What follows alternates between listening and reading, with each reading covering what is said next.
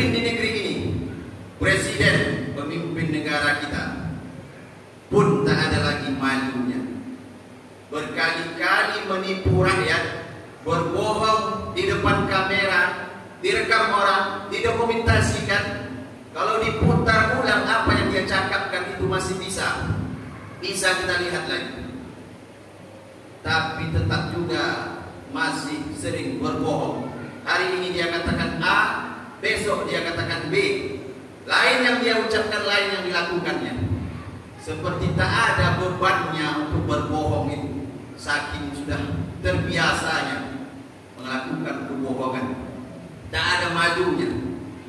Demi memuluskan dinasti politik, perpanjangan kekuasaan, kepentingan keluarga, tak malu menabrak konstitusi, mengacak-acak undang-undang, tak ada lagi malunya. Para pejabat, anggota dewan di negeri ini juga tak ada malunya lagi.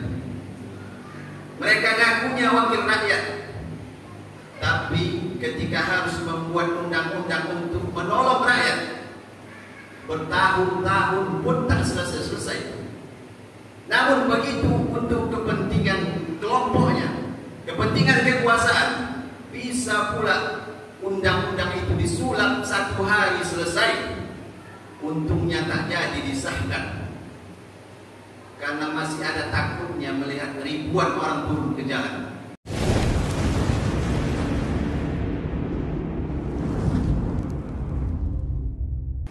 Innal hamdalillah nahmaduhu wa nasta'inuhu wa nastaghfiruh wa na'udzu billahi min shururi anfusina wa min sayyiati a'malina. من يهده الله فلا مضل له ومن يضلل فلا هادي له. أشهد أن لا إله إلا الله وحده لا شريك له وأشهد أن محمدا عبده ورسوله لا نبي بعده. اللهم صل وسلم وبارك على سيدنا ومولانا محمد وعلى آله وأصحابه ومن تبعهم بإحسان إلى يوم الدين. أما بعد فيا عباد الله، أوصيكم ونفسي بتقوى الله فقد فاز المتقون. قال الله تعالى في القرآن العظيم: أعوذ بالله من الشيطان الرجيم، يا أيها الذين آمنوا اتقوا الله حق تقاته ولا تموتن إلا وأنتم مسلمون. يا أيها الذين آمنوا اتقوا الله وقولوا قولا سديدا يصلح لكم أعمالكم ويغفر لكم ذنوبكم ومن يطع الله ورسوله فقد فاز فوزا عظيما. Shadaqallahul azim. Masyarul muslimin sidang jamaah Jumat yang dimuliakan Allah, bersyukur kita kepada Allah dengan ucapan alhamdulillahi rabbil alamin. Bersyukur pula hendaknya dengan perbuatan, yakni kita laksanakan apa yang Allah perintahkan dan kita jauhi apa yang Allah larang. Di hari Jumat yang mulia ini, mari kita perbanyak bersolawat kepada baginda Nabi. Allahumma salli ala Sayyidina Muhammad wa ala ali Sayyidina Muhammad. Assalamualaikum ya Rasulullah. Jemaah Jumat yang dimuliakan Allah, ada salah satu sifat yang kalau bisa kita jaga, maka akan terjagalah kemuliaan dan martabat kita. Kalau bisa kita pelihara sifat ini, maka akan menyelamatkan kita dari kehinaan, baik di hadapan manusia maupun di hadapan Allah Subhanahu wa taala. Sifat itu adalah malu. Nabi sallallahu alaihi wasallam bersabda, "Al-iman bid'un wa sab'un." Iman itu ada 70 cabang lebih. Fa afdaluha qaulu la ilaha illallah. Yang paling tinggi, yang paling utama adalah mengatakan la ilaha illallah. Wa adnaha imatatul adza 'anil tariq. Yang paling rendah menyingkirkan gangguan dari jalan. Wal haya'u surbatun minal iman. Dan malu adalah bagian dari iman. Coba lihat bagaimana Rasulullah menyebutkan tentang malu. Banyak cabang iman itu, tapi yang disebutkan oleh Nabi hanya 3. Yang paling tinggi, yang paling rendah, dan terkhusus malu disebutkan oleh Nabi. Begitu saking pentingnya malu. Al-haya'u wal iman qurina jami'an. Malu dan iman itu senantiasa bersama, berjalan beriringan. Wa idza rufi'a ahaduhuma rufi'al akharu. Kalau salah satunya dicabut, maka hilanglah yang lainnya. Maka kalau hilang malu, berarti hilang iman. Hilang iman berarti hilang malu. Rasa malu inilah yang sudah banyak tak dimiliki lagi oleh manusia di akhir zaman ini.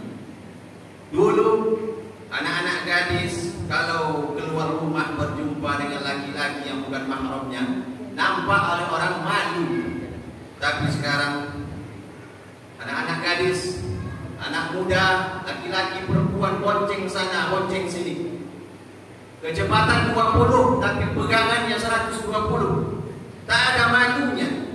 Justru kita yang melihat pula yang malu. Dia santai saja. Seorang perempuan muslimah tak malu lagi mengumbar auratnya di depan laki-laki yang bukan mahram. Bahkan dipertontonkan di depan orang ramai. Secara online, semua orang bisa melihatnya. Dan tak hanya yang muda, yang sudah berlabel emak-emak, bahkan nenek-nenek pun tak malu berjoget-joget di depan kamera, mempertontonkan auratnya demi sebuah konten, demi ingin menjadi seorang konten kreator, demi supaya viral. Dilakukanlah hal-hal yang nyeleneh di depan kamera, direkam, diupload, di-share.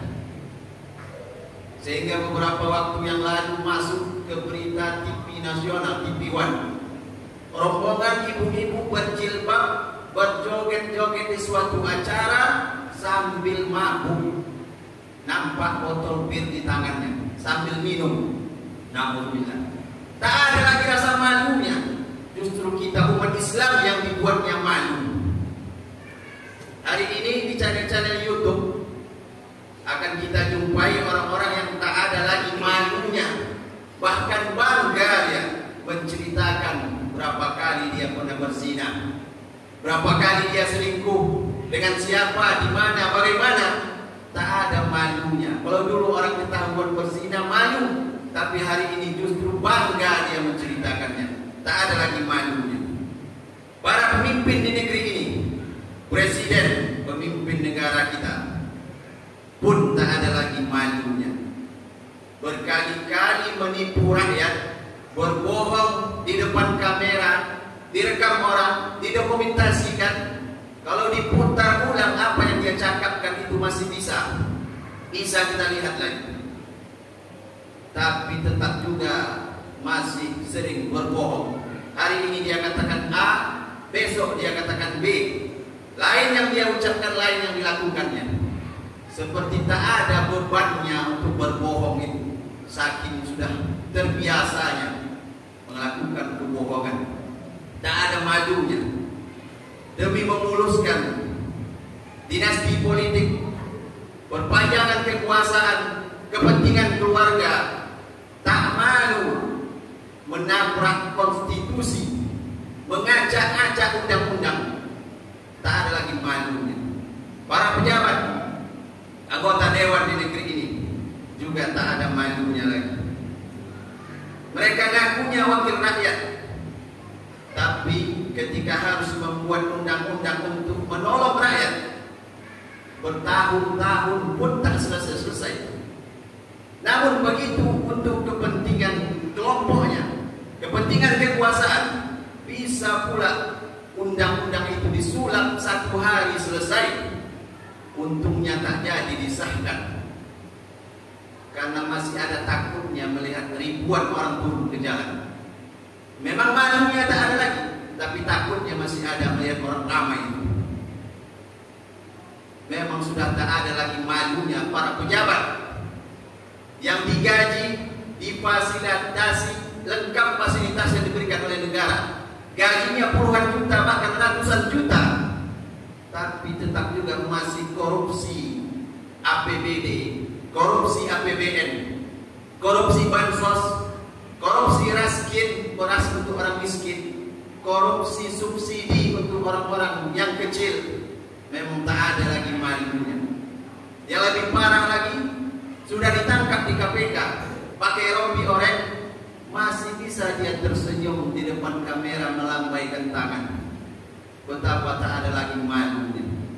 Maka rasa malu inilah harus kita jaga. Jangan sampai jadi manusia yang tak tahu malu, baik malu kepada sesama manusia maupun malu kepada Allah Subhanahu wa taala. Kalau kita sudah malu kepada Allah, maka otomatis kita pun akan malu kepada manusia. Tapi kalau kita hanya malu kepada manusia, maka belum tentu kita malu kepada Allah. Maka malulah kita kepada Allah. Malu umur panjang tapi belum juga taubat.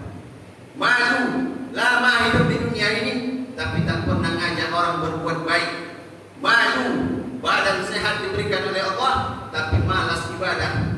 Malu banyak harta yang Allah berikan tapi tak mau sedekah.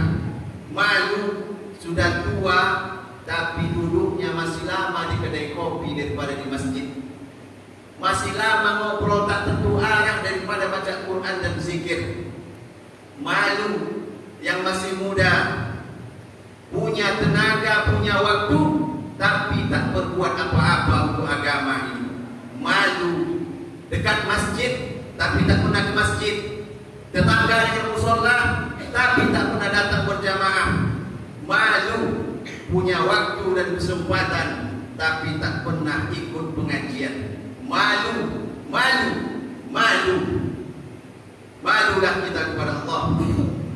Betapa banyak nikmat yang telah Allah berikan dan berapa baru yang bisa kita syukuri nikmat-nikmat itu. Jemaah-jemaah yang dimuliakan Allah, lalu di mana letak malu itu? Kalau ada orang yang malu ditutupinya mukanya, apakah malu itu letaknya di muka?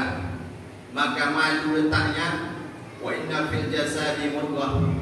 Ketahuilah dalam jasad itu ada segumpal daging. Idza saluhat saluhal jasadu kulluh. Kalau dia baik maka baiklah anggota tubuh yang lain. Wa idza fasadat fasadal jasadu kulluh. Tapi kalau dia rusak, kalau dia jelek, maka rusaklah anggota tubuh yang lain. Ala wahiyal qalb. Itulah dia hati. Maka disitulah letaknya malu. Di situ letaknya iman. Di situ letaknya sabar. Di situ letaknya ikhlas, ridho, tawaduk. Tapi di situ pula letaknya marah.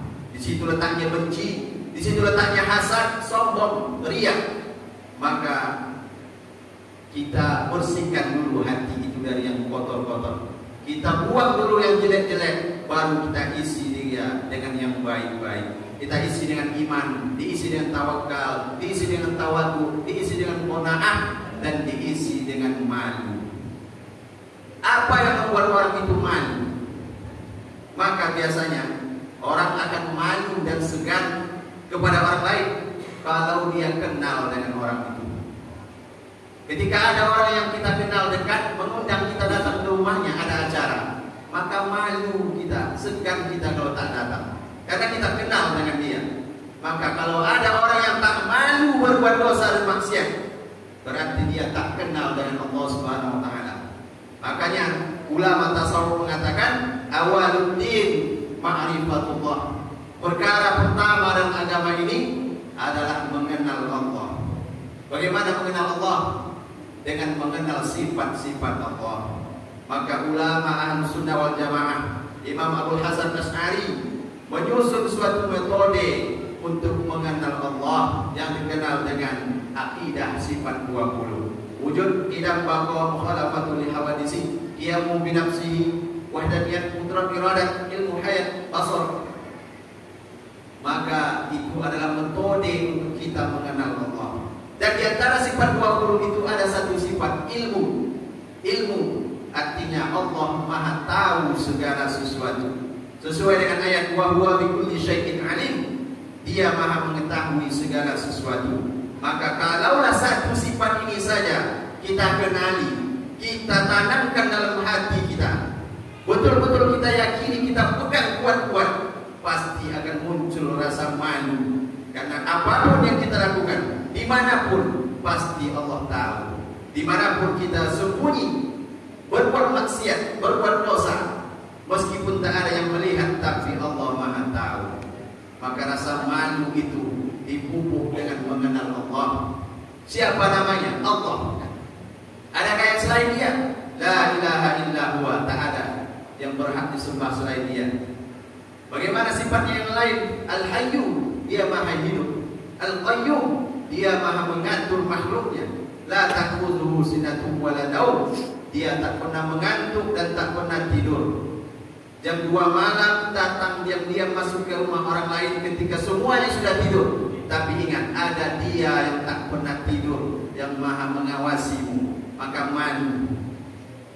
Lahu ma fis samawati wa ma fil ardh. Miliknya lah apa yang ada di langit dan apa yang ada di bumi. Ternyata semua ini milik Allah.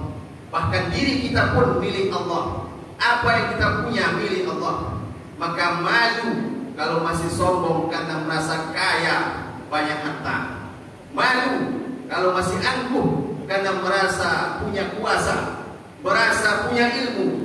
Karena itu semua hanyalah titipan Allah Subhanahu wa taala. Semuanya kepunyaan Allah. Maka jagalah terus rasa malu dalam diri kita. Tanamkan pula kepada anak, istri, keluarga kita. Hati-hati kalau main medsos, posting gambar dan bikin konten. Jangan sampai mereka ikut-ikutan, termasuk orang yang hilang malunya. Karena Nabi SAW mengatakan, "Idza lam tastahi fasna' ma syi'ta." Kalau kamu tidak malu, maka berbuatlah sesuka hati. Kalau memang kau tak punya lagi malu, maka berbuatlah sesuka hatimu. Tapi ingat, engkau akan dihina, engkau akan tercela di hadapan manusia, juga hina dan tercela di hadapan Allah. Dan Allah akan membuat perhitungan atas segala perbuatanmu yang kau lakukan tanpa rasa malu itu. I'malu ma syi'tum. Berbuatlah apa yang kau kehendaki. Berbuatlah sesuka hatimu. Innahu bima ta'maluna basir. Sesungguhnya Dia Maha melihat apa yang kamu kerjakan. Barakallahu li wa lakum fil Qur'anil azim wa nafa'ani wa iyyakum bima fihi minal ayati wa dhikril hakim wa taqabbalallahu minna wa minkum tilawatahu innahu huwal ghafurur